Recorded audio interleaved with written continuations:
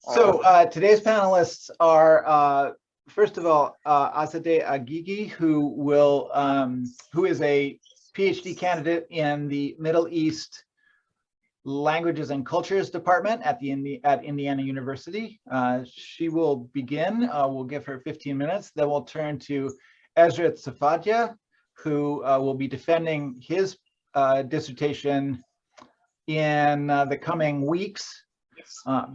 So I don't actually have titles, so if you could start by giving a title, and then we'll go 15 minutes each, and then we'll open it up to Q&A. If you raise your hand using the Zoom reactions down at the bottom of the screen, or at least the bottom of my screen, I can unmute you. If you prefer, you can leave questions in the chat, and I can ask them of our guests. So without further ado, Azadeh, will you please start?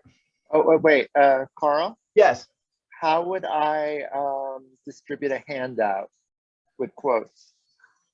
You could share your screen.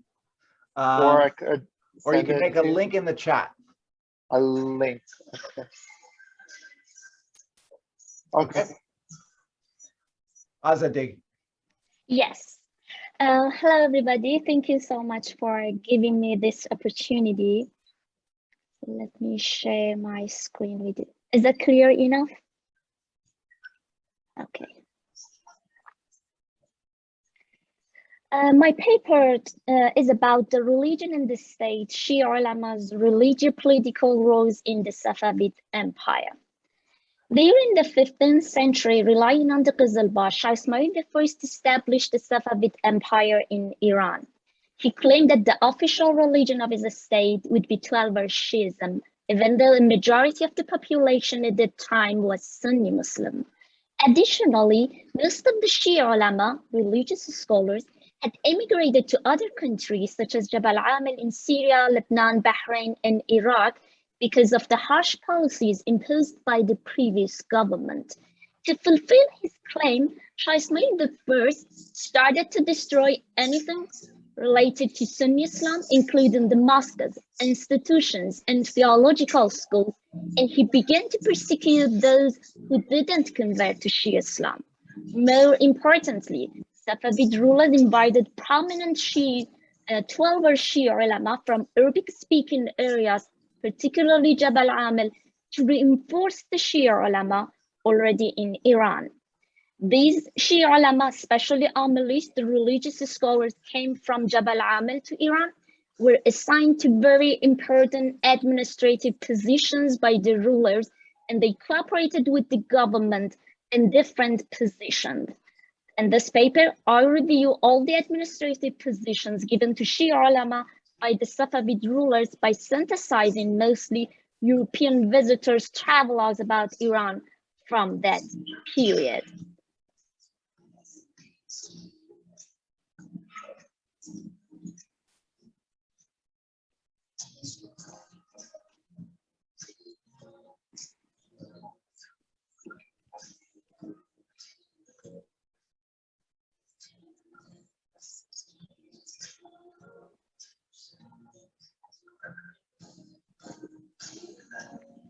Administrative position. There are two types of official titles for ulama in the first stage of the Safavid Empire. First, the official titles, which were religious, political, administrative positions related to the government, such as Sad, Shaykh al-Islam, Qazi, and Mullah Bashi. The second category includes religious positions, which were not related to the government. Mujtahid Zaman, Pish Namaz, the leader of the prayers, Mudarris, the teacher of religious courses, and Mufassir, the interpreter of the Quran, are referred to the second category. These positions are as follows. Sadr. Established in the Safavid dynasty, Shah Ismail I needed a jurisprudent to deal with the religious affairs of the society. For this reason, he chose one of the current religious scholars as Sadr. Such a position was the most important religious authority in Iran since the establishment of the Safavid Empire. The title of Sad at the first period of Safavid Empire was dedicated only to the Sayyid scholars, a supposed descendant of the Prophet Muhammad through his grandson Hussein, who were less specialized in jurisprudence and they knew more theology, philosophy, and ethics. Shah, his deputy, and Sadr were considered as the three important administrative political figures in that period. Sadr's circle of power and authority depended on the religious scholar who was appointed to this position. If Sadr was among the outstanding jurisprudents, his power circle was greater. However, he did only his official duties if he was from the third grade religious scholars. The office of Sadr in the second half of the Safavid government was divided into two parts. Sadr Khassa, special leader, who is responsible for the maintenance and administration of governmental and royal endowments. Sadr Ammeh, the general leader, who oversaw the non-governmental endowments. Shaykh al-Islam. This title was used for the first time for Muhaqqiq Karaki, the most prominent Shia scholar, immigrated from Jabal Amil to Iran, and he called by Shah Tahmas. Shah Tahmas called Muhaqqiq Karaki as Khatam al-Mujtahidin, the seal of the religious scholars who give legal opinion, and Shaykh al-Islam. According to the travelogues, Shaykh al-Islam was the supervision of religious affairs. Sanson says, Shaykh al-Islam is the greatest legal and civil affairs officer who deals with the claims of widows and orphans. He's also in charge of supervising other religious affairs. He often resolves the lawsuits and disputes personally. Shaykh al-Islam was appointed by Sadr. This position generally was less important than Sadr, but it became more important in two periods. First, in the period of Shah Tahmas, with the presence of Muhaqqiq Karaki, and second, in the period of Shah Sultan Hussein, with the presence of Allame Majlisi. In the cities, sometimes Shaykh al-Islam was appointed directly by the Shah, and this was due to the importance of the city as well as the Mujtahid appointed to this position. For example, once in Herat, the father of Sheikh Bahai, and another time Sheikh Bahai himself were entitled Shaykh al-Islam. Wakil al-Halaliya. Since the court's ordinary revenue was from the questionable waris in terms of legal legitimacy, some of the Safavid kings attempted to secure a halal, lawful income.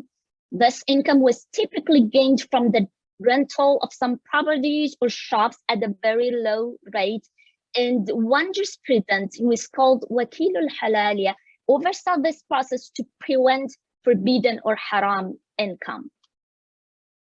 This position was created by Shah Tahmas I, who was very meticulous in religious practices.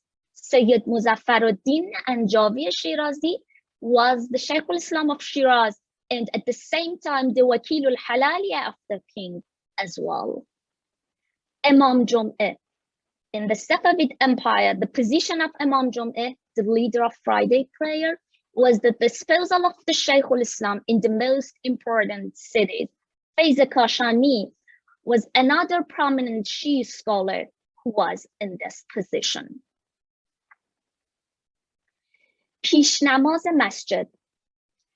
This title, that means the prayer leader in a regular mosque in the cities, Camper writes about it. Not only do important mosques have the prayer leader, but also many smaller mosques have him as well. This position neither gains by election, nor by one of the clerical authorities' approval, nor is he tested, but only a person attains this position when he attracts public attention, as if his leadership for prayer is accepted by everyone. Khalifatul Khulafa. He was responsible to lead the Sufis on behalf of the Shah, to gather them at a monastery to hold a special ceremony, and to command the good and forbid the evil in this community. Qazi. In addition to Sadr and Shaykh al-Islam, who were in charge of judgment, There were other ulama entitled Qazi who worked merely as a judge. They were mujtahid, and the number of qudat, the plural form of Qadi, was more than other positions because they were so busy and had a lot to do. Khadimi. This position was a kind of director of Khuddam, the servants, in Razavi shrine, the shrine of Imam Rida, the 8th Shia Imam in Mashhad. Sheikh Bahai was Khadimi during the reign of Shah Abbas I, and the same applies to Sheikh Lutfullah Isfahani and Sheikh Hassan Dawoodi Astarabadi. Hawliyat Astan Quds Razavi, the custodianship of the Astan Quds Razavi in the tomb of Sheikh Safiuddin Ardebili. Abul Wali Shirazi Anjavi, Mir Sayyid Ali Shushtari, Mir Kamaluddin Muhammad Astarabadi, and Mir Abul Qasim Isfahani were among religious scholars who had this position in Safavid dynasty. Mullah Bashi. The title of Mullah Bashi was used to be called Sad, but it changed to Mullah Bashi in the period of Shah Sultan Hussein. Allama Majlisi was Mullah Bashi in this period.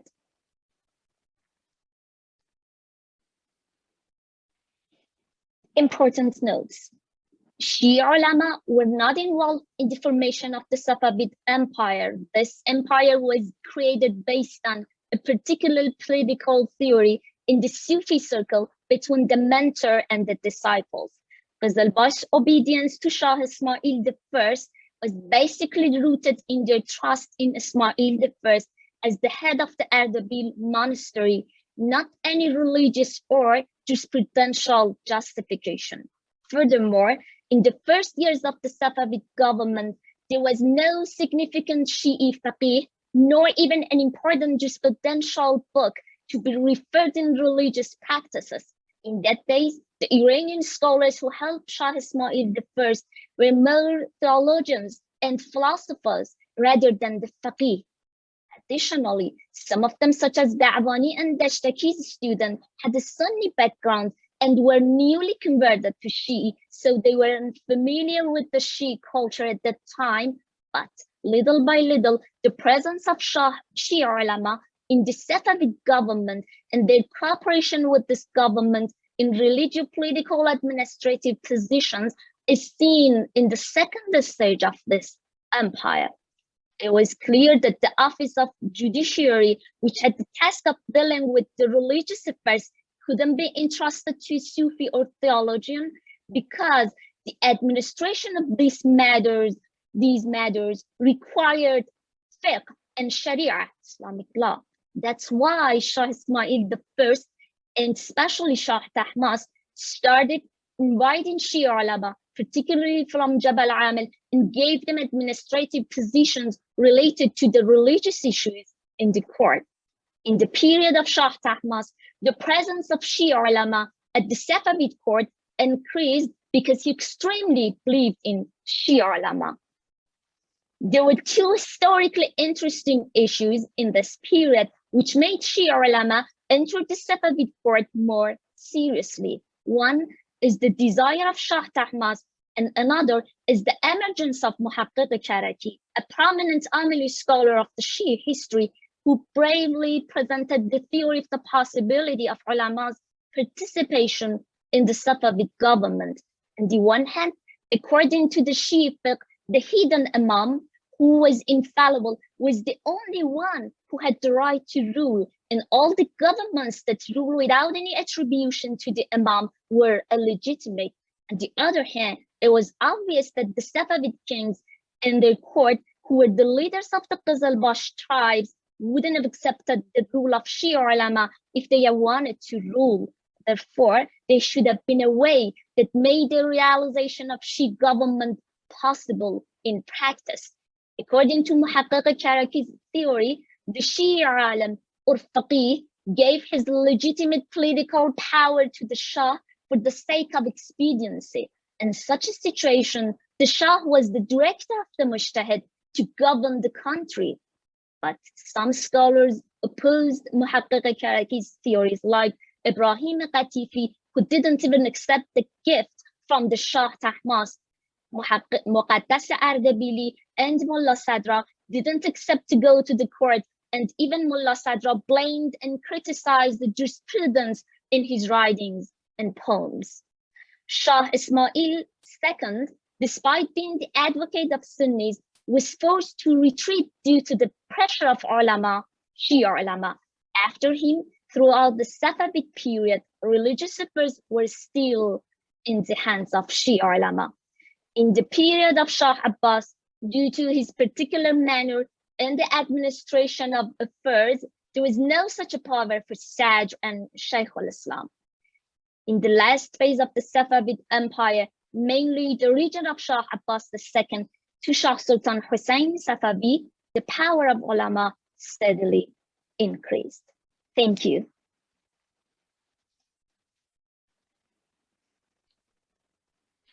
Thank you very much, Azadeh. We will You're now turn to Ezra Tzfadya, and then we'll have Q&A after that. Ezra? Am I unmuted now? Yes, you are. So my title is Ayatollah Khomeini's esoteric and actually I'm not sure what this title is going to be after putting this together, and perhaps you might have a good title for me as we go into the conference. So I'll share my screen when I get to some quotes, and I really hope I can stay within the 15-minute time frame with this highly comparative and dense presentation. So in 1970, Ayatollah Khomeini composed and published perhaps his most influential and widely read legal tract, Vilayat-e-Faqih, the guardianship of the Supreme Jurisconsult, and began to give mystically infused sermons gathered together under the title Al-Jihad al-Akbar. At that time, Khomeini was in exile in Iraq following a decade of agitation against the regime of the Shah in Iran, a figure he deemed to be enthralled to American and Israeli interests while being responsible for the oppressive subjugation and moral degradation of the Iranian citizenry. His inspiration was crucial for the revolt against the Shah's rule in 1963, which led to his first forced exile from Iran. The ferocity of his criticism of the Shah's rule and the morally bankrupt Western colonial apparatus materially propping up his regime morphed from a powerful voice protesting a despotic monarch to a clarion call explicitly advocating for direct clerical rule led by a supreme jurisconsult. By the time of Vilayat-e-Faqih's publication in 1970, Khomeini had pushed his brand of Islamic political activism to the mainstream of both religious and political consciousness, despite opposition from the leading quietist clerical leadership under those classic those leading figures, Ayatollah Burujerdi and Ayatollah Golpayegani. Yet as the 1970s progressed, these figures remained largely publicly silent on the tumultuous political issues of the day, effectively ceding control over the sovereignty of the Twelver Shia nomos to an upstart politically active clerical rival that they had always viewed with suspicion at best, dread and contempt at worst. Such sovereignty was enacted through polemic pronouncement by Khomeini, railing against the Shah and his arbitrarily cruel, seemingly religiously hostile, and illegitimate apparatus of monarchical rule. And this criticism is delivered from a far-off exile, first in Iraq and Turkey, and then just prior to the revolution in Paris. In his classic work, Theology of Discontent, Hamid Dabashi has brilliantly recounted the chronological and thematic arc of these polemical pronouncements, often delivered as sermons, in which Khomeini melded moral commentary on the major political events of the day with the religious calendar of the Shia. He delivered sermons in which the history of repression and resistance by the Shia as a persecuted minority within the first centuries of Islam could transport quotidian resistance onto a meta-historical plane, where the streets and parks of Tehran were marched into as though they were the battlefields of 7th century Karbala. Should Khomeini have found himself martyred by the Shah, his status in Shia collective memory would have undoubtedly neared that of Imam Hussein. This intense polemical activity was complemented across the entire arc of Khomeini's career by copious amounts of serious and innovative scholarship in all the Islamic sciences, spanning law and exegesis to philosophy and mysticism. Yet an issue seems to nag at Khomeini's interpreters and critics. How might one describe the relationship between three specific strands of Khomeini's oeuvre? A, Khomeini's mystical writings, in which eclectically formulated models of individually cultivated and divinely inspired perfection are woven together from multiple mystical schools and made supplicant to Shia legal theological building blocks. B, his legal writings, which progressively reduce both the role of clerical consensus within the religious sphere, while nonetheless conditioning the legislative executive function of the monarch on the legitimating power of politically engaged clerics. Indeed, as one knows, this is a historical arc which ends not just with the monarch's right to rule stripped from his personhood, it ends with one cleric assuming an executive and legislative role in matters of public law, hitherto not under the realm of clerical purview. With this accomplished by a popular revolutionary proclamation, rather than any kind of proceduralized consultative form of investiture. And the third strand, the ontological grounding of the epistemological horizons of the state. And this is where Khomeini grafts his monistic theocratic vision for the Shia nomos. So in short, did Khomeini really intend for the Islamic Republic to be what is often perceived as a theosophically esoteric, theocratically exteriorizing regime of clerical guardianship, or wilaya? If he did intend for this result, and such a theocratic state-based nomos has indeed on one level or another come into effect, or not, then why is that significant for the articulation of future Shia political thought in its coercive epistemic shadow? To answer this question, I'd like to take a short foray into the thought of the theosophic godfather of Israeli religious Zionism, Rabbi Yitzchak Cohen Kook, and this juxtaposed alongside a couple of quotes from Khomeini's writings from the early 70s, namely the Al-Jihad al-Akbar, a collection of sermons that he delivered in Iraq at the beginning of the 70s, and the classic Vilayat al-Faqih. From this juxtaposition, I will invite you in the discussion section to think with me about how these parallels can inform one another. So indeed, approximately 70 years before Khomeini's troublemaking in Iraq and Iran, a young rabbinic scholar of similarly extraordinary scholarly talent, creative moxie, and charisma disembarked from a ship that took him from the core of Eastern European Jewish cities and hinterlands to the newly established project of Jewish settlement in Ottoman Palestine. With an intellectual oeuvre spanning and synthesizing biblical exegesis, legal commentary and judgments, philosophy and mysticism, Rav Abraham Yitzchak Cohen Kook encountered the emerging Jewish body politic in Palestine in 1907, the Yishuv, with a sense of fascination and promise. Fascinated with Feuerbach and Hegel's philosophies of history and spirit, Kook also saw ways to meld such European thought within the horizons of both the Hasidic, Kabbalistic, and classic Orthodox traditions, what's known as the Mitnagdi school. Through this unique prism, Kook saw the dialectical potential for harnessing the largely profanely secular and temporally ethno-nationalist Zionist movement in the service of a theocratic and messianic religious vision. This vision included tangible, tangible programmatic elements such as reestablishing the Jerusalem Beit HaMikdash, the Holy Temple, and the Sanhedrin, the Jewish judicial tribunal from the Talmud referred to as the Great Synod. Most importantly, he saw the resurrection of the prophetic idea in terms of the perfected clerical figure functioning as the personified sovereign fulcrum of the Jewish religio-political community in Palestine. He believed in the famous dictum posited by Gershom Scholem on the theocratic potential latent in the seemingly secular Zionist movement. And the Scholem quote, "God will not remain silent within the land towards which he has been addressed for thousands of years." The rabbinical establishment at the time was totally opposed to Cook's ontological schematic for the integration of Jewish law in the context of the emerging Jewish political entity in Palestine. They were also appalled by Cook's relative leniency and legal rulings, justified partly in terms of both the spirit of the law, as well as specific notions of historical exigency rooted in the political return to the Holy Land of Palestine, of Israel. Cook remained within clerical red lines, so to speak. His radical political theological vision was built upon an already deeply established intellectual tradition within the sphere of Eastern European Hasidic Kabbalistic thought, which linked the divine ontology to the law.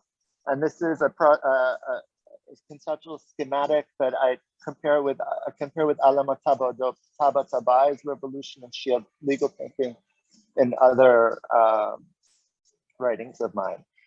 As a result of this religio-political prowess, dexterity, and charisma, imbuing both his writings and public conduct, Rav Kook ultimately emerged as the dominant jurist and clerical intellectual of the Palestinian Jewish community. In the latter part of his life, he served as the chief rabbi of the Jewish legal system in the context of the British colonial mandate. With the establishment of the State of Israel and its subsequent occupation and settlement of the Jewish biblical heartland of Judea and Samaria, known as the West Bank, in 1967, his ideas intensified and at times were transmogrified by his followers and the messianic power unleashed by these events. The theocratic idea emanating from his Cook's perfected personhood was posthumously translated into an executable theocratic programmatic by his followers. So Rav Kook Rav Kook believed in the self-reflexive capacity of the spiritual master or guardian to exteriorize and polemicize a conception of his own perfection. He viewed himself as the inheritor of the tradition's esoteric wisdom and thereby the supreme arbiter of the divine law's intensity within time-based temporality. This figure is cognizant of the epistemological political challenges and opportunities facing the religion. And you can see echoes with Kook and Khomeini and the sort of Sadraistic schema that they adopt. It allows both Kook and Khomeini's writings an attended charismatic personhood to generate and regulate an existence-based ontology ensconced within a particularly established relationship to divine law. This is an ontology also capable of producing the sovereign epistemological framework for divine law's normative capacity for orienting, undergirding, and ultimately sublimating temporal law.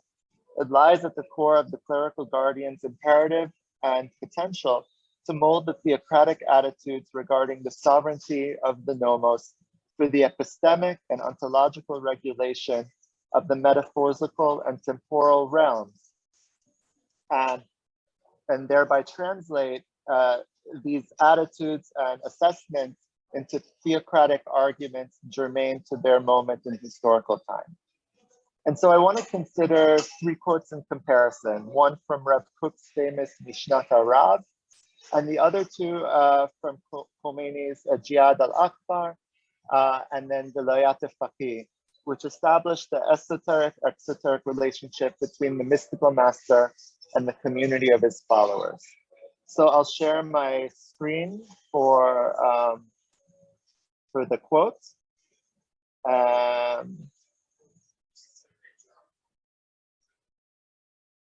I'm sorry, I'm not able to control my screen.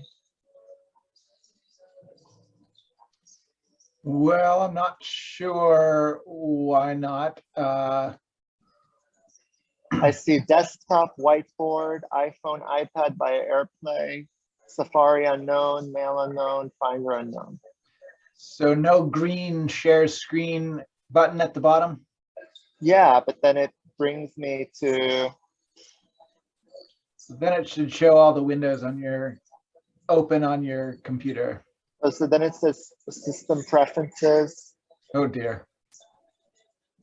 Yeah, I guess I'll have to read the quotes. Okay. I wish I didn't. Or maybe I'll paste them into the chat. Yep. One at a time. Yep. Okay. Here's the first quote by Rav Kook.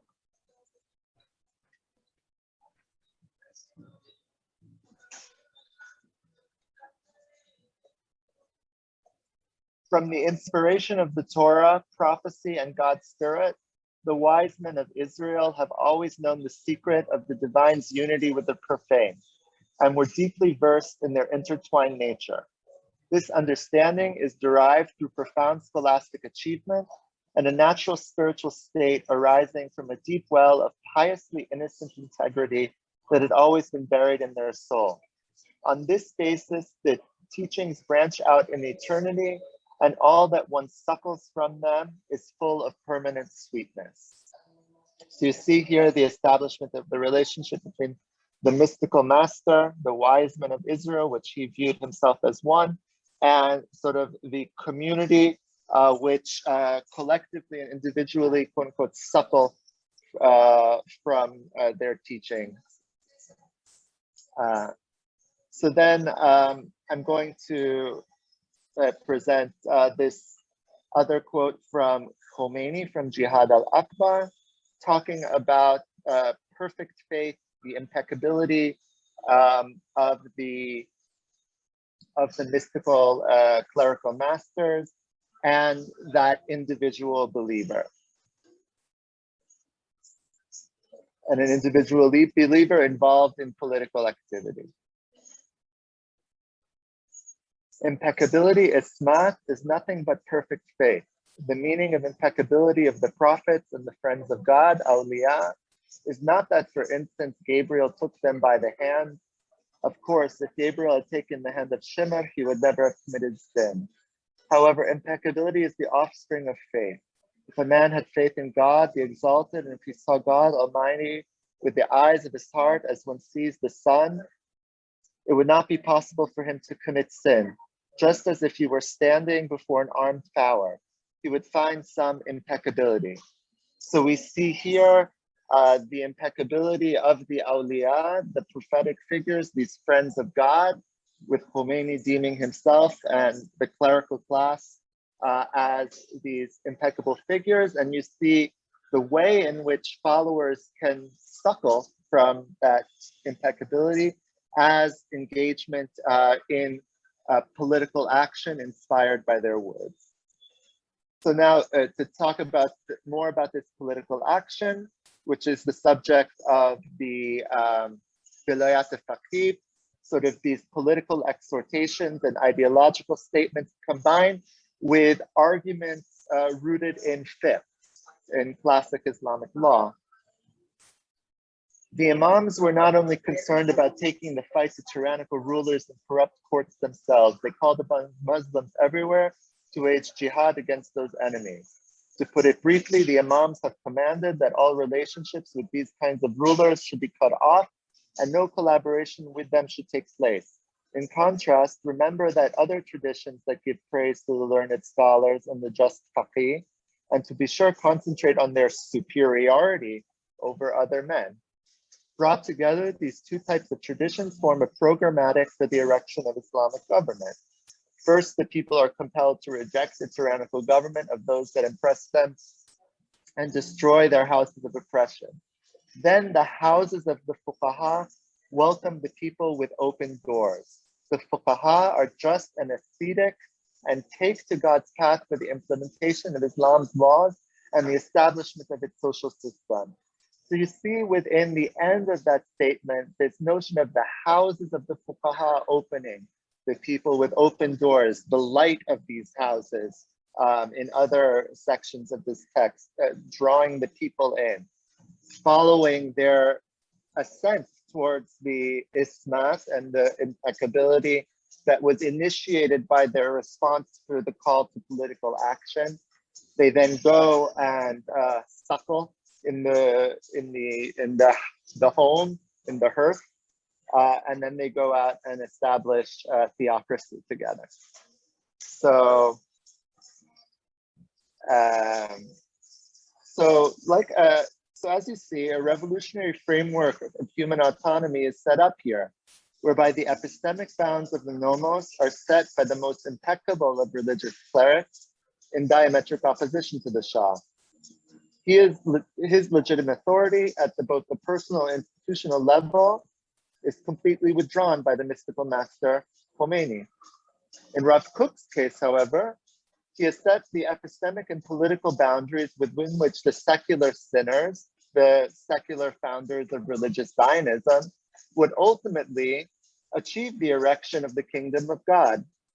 He has acceded power to secular false prophets for the ultimate public emergence and coronation of theosophically inclined awliya, such awliya that are melded within its own epistemic horizons. And these false prophets, these awliya from the beginning of the state, are described by Jalal al-Ahmad in his travelogue to Israel in the 1960s, Safavid Velayat Israel. And this is a quote by al-Ahmad about the wilaya of Israel's founding awliya. And one can see Rav Kook was not on the mind of al-Ahmad, but probably should have been. So he writes, now, although one does not compare Israel's leaders with Abraham, David, Solomon, or Moses, peace upon them, in any case, today's politicians can be called, if not prophets, then certainly guardians, awliya, and can be likened to the other 124,000 prophets of Israel. These new guardians, each with his own prophecies, or at least a clear vision built on a guardianship state in the land of Palestine, and called all the children of Israel to it. We cannot but consider Israel a guardianship state and its leaders guardians, those who march onward in the name of something loftier than human rights declarations. You could say the spirit of Yahweh is upon them and those prophecies, for it was not until Moses had murdered and fled into the wilderness that he had the brand of prophecy on his breast. So, coming to a conclusion here. So indeed, both Khomeini and Kook have set up the fuqaha as mystic ascetics, both withdrawn from engaged in the political sphere, imbuing their followers with a zeal that renders revolutionary political activity into both a legal and theosophic edict. Once the oppositional public sphere has been neutered and sublimated, the muqalladun can be led into the private sphere of the fuqaha to bathe in their esoteric radiance. The muqalladun can then lead the fuqaha out into the public sphere, sufficiently pure enough to accommodate their ascetically cultivated holiness, a blank state upon which to erect an Islamic or ultimately Jewish polity that includes the implementation of Islam's laws and the establishment of its social system. In formulating the end of Vilayat al-Faqih in this fashion, Khomeini sets up a form of esoteric communication in which the muqalladun can bathe themselves within esoteric mystical rhetoric, which alludes to the deeper conceptual underbelly of secret knowledge by the personified essences of the highest possible level of human perfection in the absence of the imams, the 12 imams, the awliya. So to conclude, I wanted to consider an observation on the relationship of the esoteric and the exoteric in Rav Kook's thought and their political ramifications by one of the most profound and greatest of contemporary Jewish thinkers, the Kabbalistic scholar Elliot Wolfson. And I'll copy and paste that into the chat.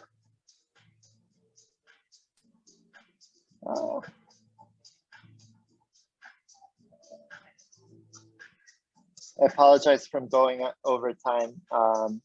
But there's these technical issues. I'm concluding.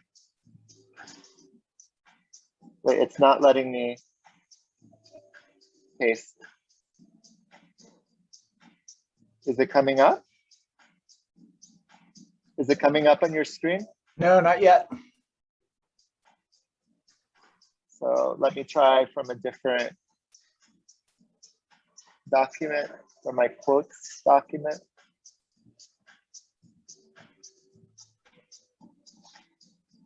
Let's try now. It's too long, I guess. Okay. So I'll just read it or do it in two parts.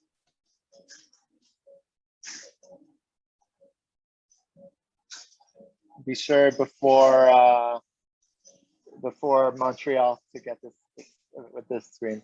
Prima facie, and this is from an article of his titled "Secret Apophasis and Secular Faith in the Teachings of Rav Kook." The prima facie, it seems untenable for the esoteric to serve as the basis for a socio-political movement, insofar as the latter calls for divulging and transparency, and the former for obfuscation and opacity. To speak candidly, one would not expect that the spreading of secrets could serve as the spiritual underpinning of an ideological movement such as Zionism, and you could say, I'll add Khomeiniism.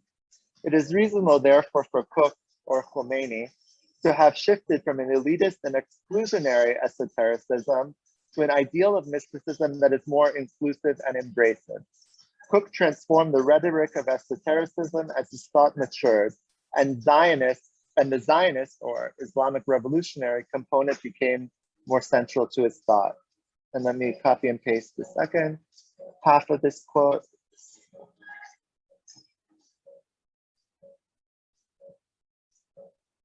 Kook's manner of disclosing seems not to be a revealing of the concealed by concealing the revealed, but rather the promulgation of a theomonistic belief that reality partakes of the light of the infinity that is present in all things by being absent from something. The light that is both transcendently immanent and immanently transcendent. Thus, nature evolves to a point that there is an ever-increasing appreciation of the underlying unity of the untold differentiated beings to the one source of life. In that respect, immersion in the depth of mysteries and hidden secrets has the task of enhancing the sense of good in the world, and thereby rendering existence in its entirety nobler. So I'll conclude with just I hope that this brief yet ultimately supple presentation from which you have suckled can form the basis for a discussion around the question about a couple of questions about whether the theosophic telos of Israel's increasingly religious and theocratic sphere, a public sphere in which the messianic horizons of Kook's religious Zionism are uniting with the traditionally anti-Zionist, ultra-Orthodox thinking, with the flexibility that Kook offered in the realm of law going away, but also the anti-statist and anti-messianic component of the ultra-Orthodox going by the wayside. Does the Heften Nizam, the ultimate principle of the preservation of the regime, which emerges after Khomeini's constitutional reforms in the late 80s, this is something that has parallels with the doctrine developed by Rav Kook's son, in which the actual functioning of the state has religious value. So do these developments leave the mystical origins of the doctrine behind?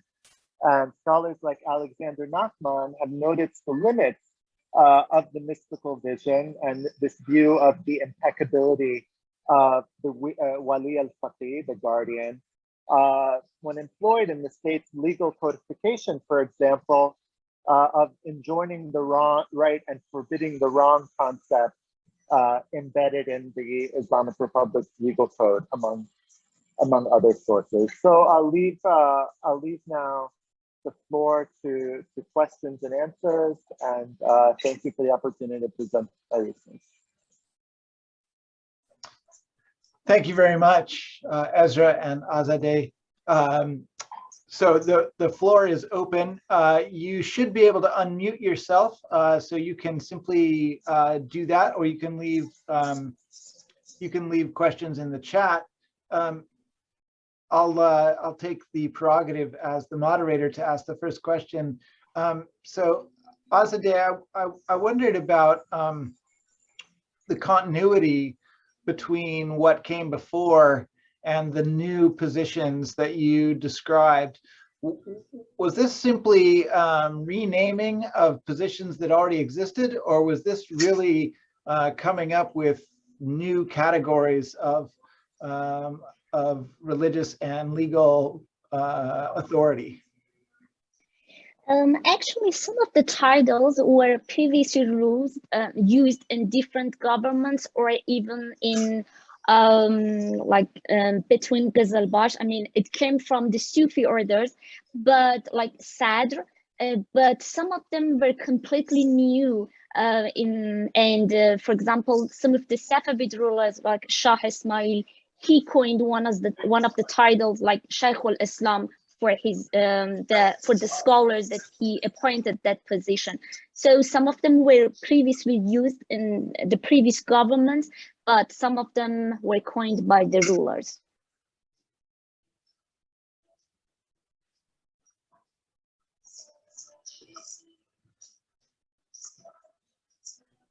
Other questions? I have a question. Please. Well, thank you both for the wonderful talks. Looking forward to the Montreal lecture. I have a question for you, Ezra. So when you're mentioning Rabbi Kook and his formulation of religious Zionism and drawing on previous Kabbalistic understandings and, of course, its similarities, to Khomeini, it's interesting. Of course, I'm familiar in the Shiite tradition. There is a rich previous tradition that Khomeini drew on in Shiite inspired and even Sunni inspired Sufism of seeking political power, and there was a precedence even in Shah Ismail in being a esoterically ordained monarch, which Khomeini largely repackaged, and of course there was the Babi movement and multiple other Sufi claimants over the years, and Azadeh touched on some of that. But in the history of Jewish thought, if the Kabbalists who Rabbi Kook was drawing from, were there any predecessors from the Middle Ages or the earlier modern period in previous generations before Rabbi Kook who specifically made Kook's arguments about making an argument for Zionism or creating the state of Israel within the Kabbalistic tradition before Rabbi Kook? So I'd say there's two interesting dynamics going on, Khomeini and Rav Kook, in which they are very much in almost a novel theological language, melding together multiple streams of philosophic and mystical thought in ways that seem both simultaneously derivative and original. I would say that there's more of a respect on the Jewish side for the originality of Rav Kook's mystical thinking than the originality of Khomeini's thought, although there's a disagreement among scholars, regarding that quote unquote originality. Scholars like Christian Bono in his 500-page book on Khomeini's mystical writings, who tries to present him as the Gnostic of the Shia 20th century, and others who are more condescending, although their condescension is often linked with their deprecation of Khomeini's political agenda and the legal reasoning upon which that political agenda is advanced. Sort of the medieval precedent, which forms about 80 pages of my dissertation, is the figure who most eclectically and systematically in many ways adopted the Shia theology into his writing as a way of, and the figure of the wali and the awliya, and there's the most supple philologist working on Halevi's Shia roots subordinates the sort of a Sufi appropriation in his thought with the Shia appropriation. So even though the term wali appears as much as in Sufism as it does in Shia, you see with his sort of eclectic melding of the Afrad model and the figure of the Imam and other Ithna Ashari concepts within Ismaili notion of the Amr Allah, which is more of kind of a Neoplatonic-ish vertical scheme, as opposed to sort of the Sadrian sort of philosophies of theosophical intensity. You have this wali figure who combines the figure of the king and the scholar in his own personhood. And this is in Halevi's main work, the Kuzari, in which you have a rabbi sort of scholar training a king to ascend to the position of the wali. And this occurs through a dialogue that is both heavily polemic against competing religious ideologies within Judaism and within the Islamic world and Christianity, as well as an eclectic fusion of various strands of Jewish mysticism, which Elliot Wolfson also sort of has written the seminal article about the Jewish mystical sources underpinning Halevi's work. So I hope that answers your question. It does, thank you.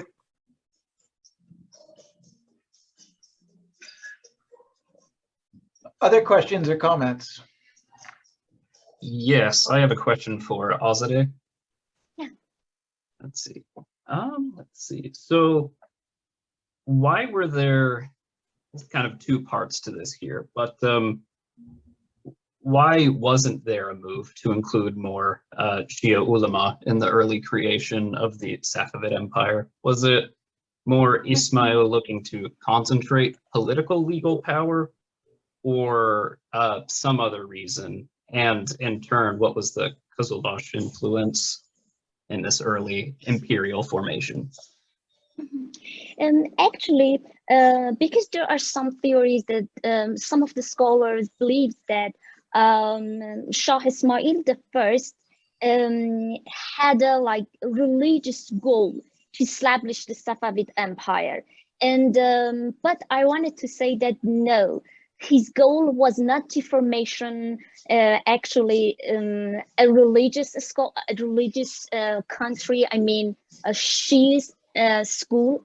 His goal is not to spread Shia school and Shia ideas with the formation of the Safavid government, but he just wanted to persecute Sunni school through another school, which was Shia. Why? Because he was looking to formate a government to rule, not to spread the Shia's idea. That's why when he started to formate this country and claim that the Twelver Shi'ism is the religion of the state, he didn't have any idea about Shi'ism, and he was forced to invite Shia scholars from different countries because they were previously immigrated to other countries because of the harsh policies imposed by the government.